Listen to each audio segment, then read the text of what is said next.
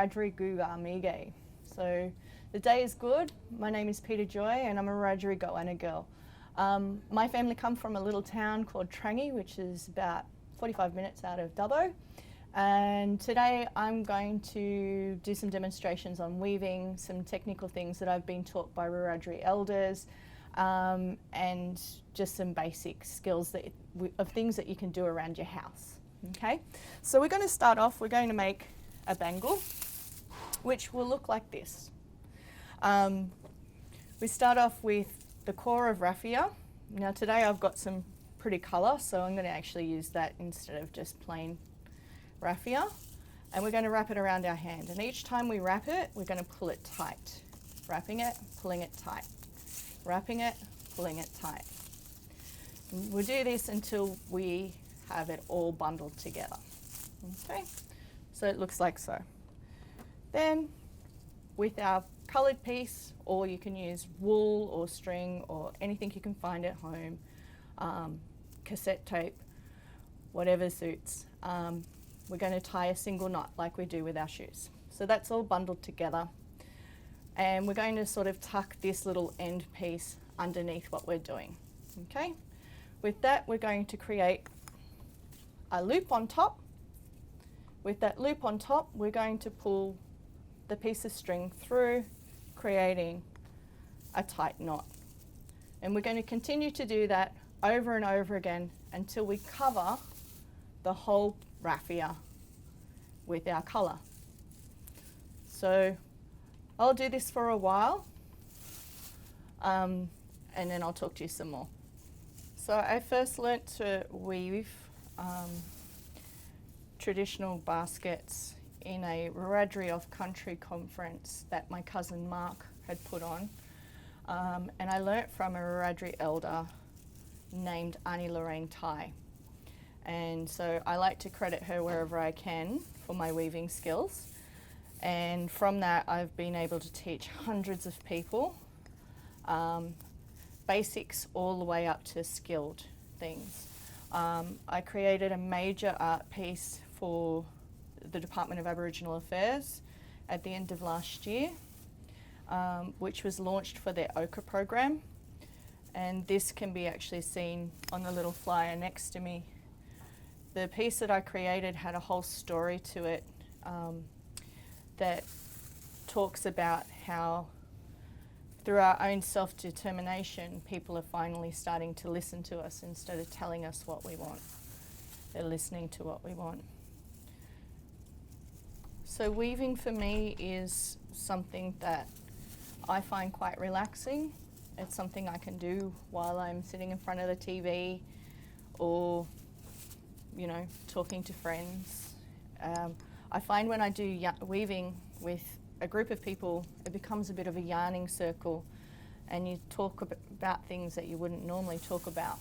So you get to know each other a little bit different to your everyday.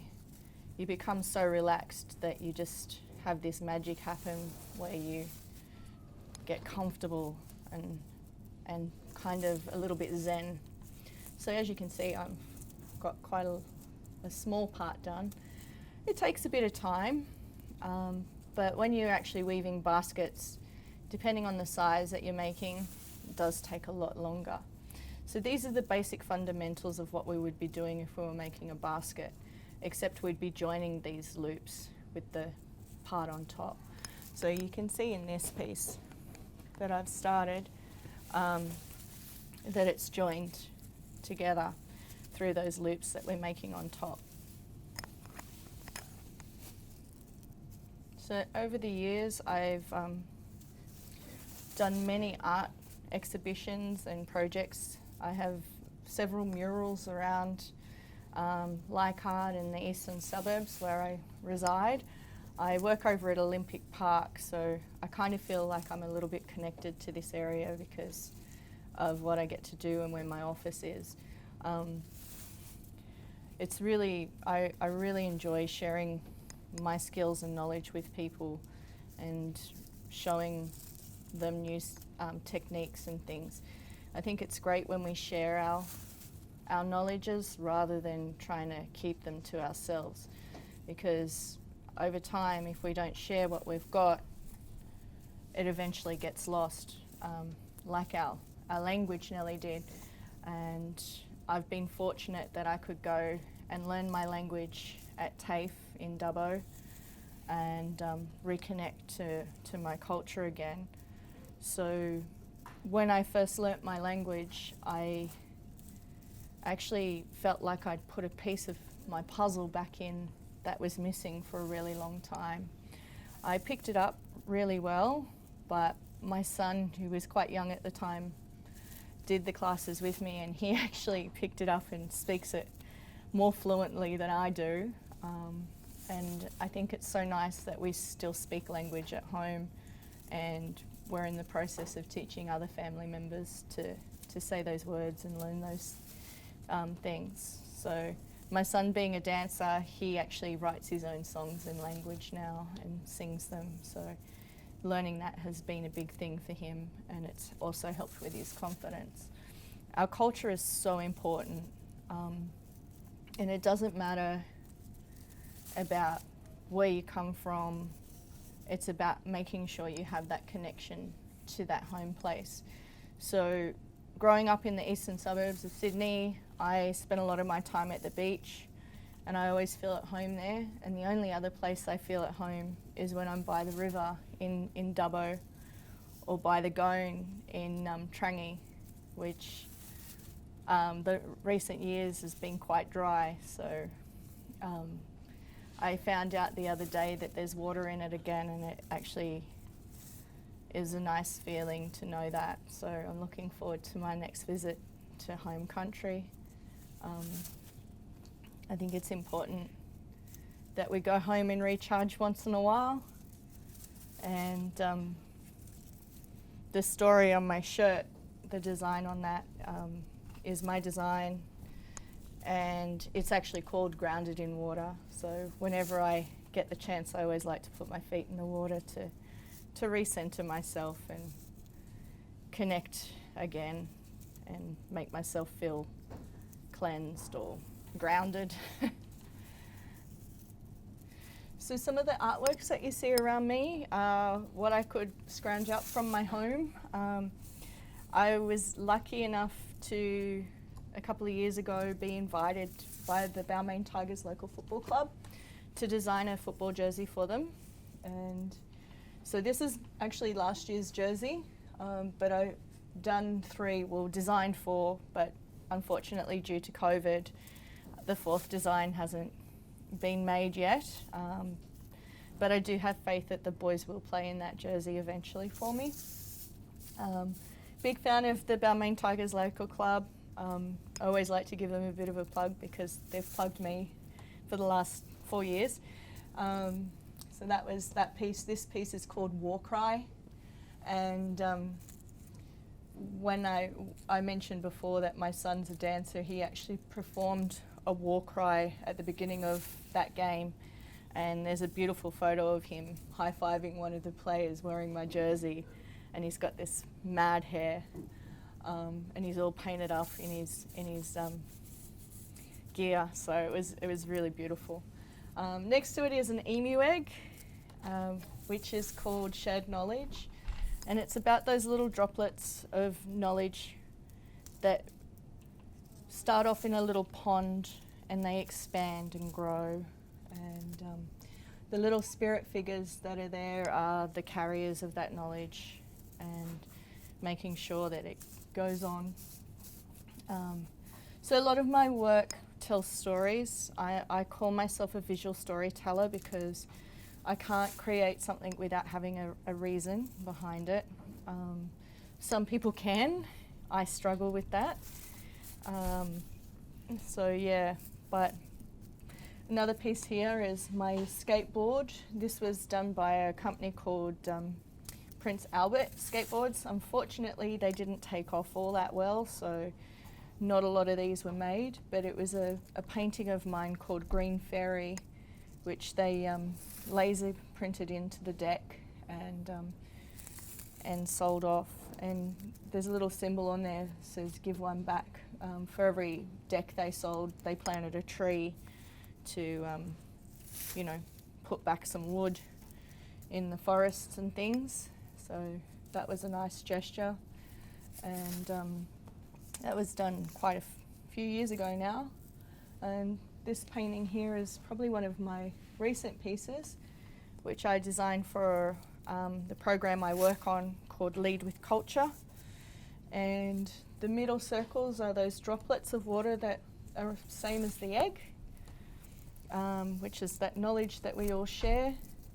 Around their next circle is the footprints going in an anti-clockwise motion. The anti-clockwise motion is a ceremonial thing. It's also representative of going back in time. The line work that's under it represents walking across country. So it's basically saying we're walking in our ancestors' footsteps. And then the outside circle with those boomerang shapes, or what some people refer to as jelly bean shapes, is the elders, the spirits of those elders still looking down on us and, you know, keeping that knowledge intact. So without our ancestors, we wouldn't be where we are today, and they're always important to be represented in things like that. So that's the story of that piece. So as you can see, I've gotten a fair bit done now, and this has taken probably about, 10-15 minutes so far.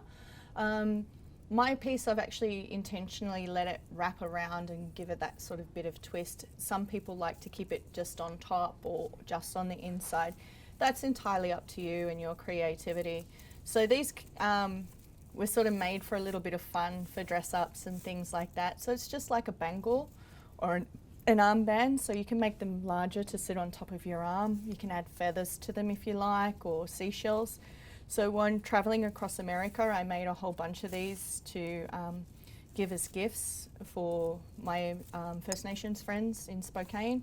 And so I put seashells and bits and pieces to give them a piece of Australia when I gave them these bangles.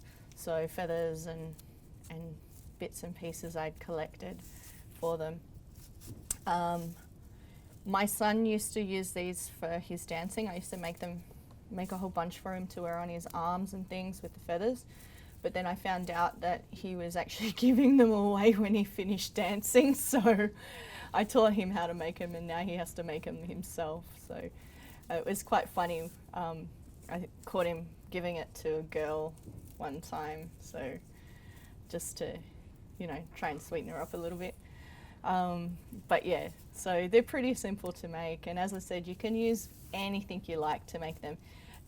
When I make these with younger children, I actually get the little bangle you can buy in the packs for party bags, so you can get about 6 in a packet, and we just do the same technique, wrapping it around the bangle. It just gives them more of a stable foundation to be able to do it without any drama. These ones are a little bit tricky because you get little bits and pieces sort of sticking out, which can be frustrating for people, but we just trim them off when it's finished and it will come good. So nearly there. Yeah, this is something you could definitely do at home, and like some of the stuff you could do is like using ribbon. So if you've got, like if it was after Christmas or something and you had a lot of gifts that were covered in ribbons and things, you could definitely make them out of ribbons. I had a friend who had a baby shower, and we collected all the ribbons, and I wove it into a basket for her. So all the ribbons from all of the gifts were put into a basket using this very similar technique, but making more of that basket shape. So, you're basically only blocked by your imagination. So if you think about it, you can definitely make it. So that's my sort of motto in life with anything creative. I tend to, visualize things and try and remake them, but if it doesn't quite turn out, sometimes it actually turns out a little bit better than what I'd imagined. Sometimes not so much, but it's just trial and error, and it's more about the relaxation and having fun than it is about anything else. So I enjoy it. So we've just run out of raffia, which is really annoying because I only got that much to go, but I'll cut myself another small piece and show you how to add. So all we'll be doing is tying a knot over that piece so it'll be tucked in. My raffia is a slightly different colour to the original one I was using, but no one will notice. So we're going to tuck that little tail bit in underneath and continue our weaving.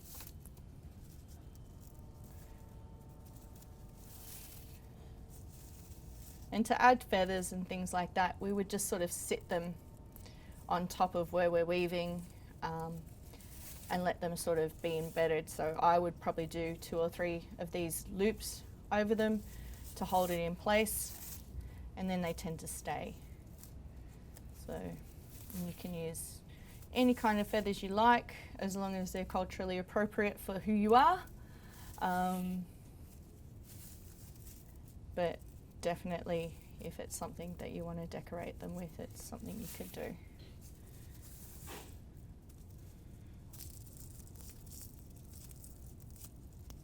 Just tucking these little bits in, which I'll trim off in the end. So I've done weaving workshops all over Sydney, and one I did for the Department of Environment and Planning was in their CBD office. But from that I actually created, from all their little weaving pieces that they'd created, the little spirals, I made an eel for it to be hung in their Parramatta office. So from what I've been told, it's hanging in the Parramatta office now, pride of place, and you can actually see the eel head emerging from the rocks from that weaving piece that I created.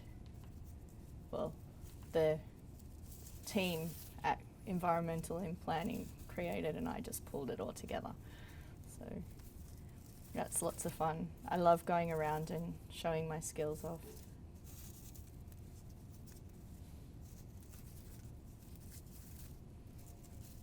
So we're almost finished. This has probably taken me about 15-20 minutes to do. Depending on how fast you go, or if you want to space it out a little bit, it can take longer or shorter. Because I've got quite a lot of experience in weaving, I tend to get them done relatively quickly. And so hopefully this is something that you'll learn to, you can pick up at home and do yourself. Just have a little bit of fun with it. I have a Facebook page called the Wiradjuri Wave, so if you'd like to see more of my work, or send me a message on how to do other skills and things, I'm more than happy to answer any questions. Don't know if that's okay to say that.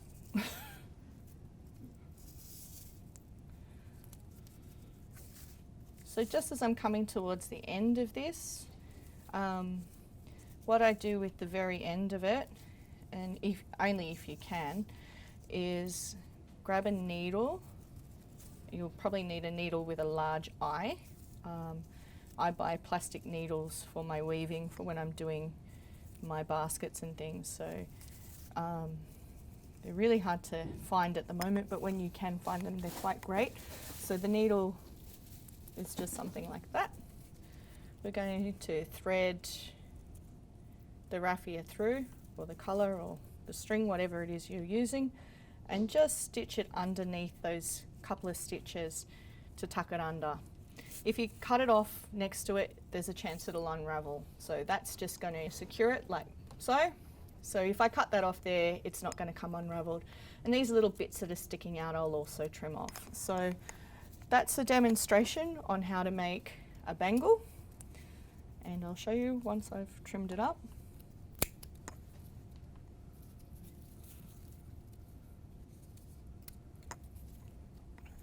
So from just some plain raffia to this.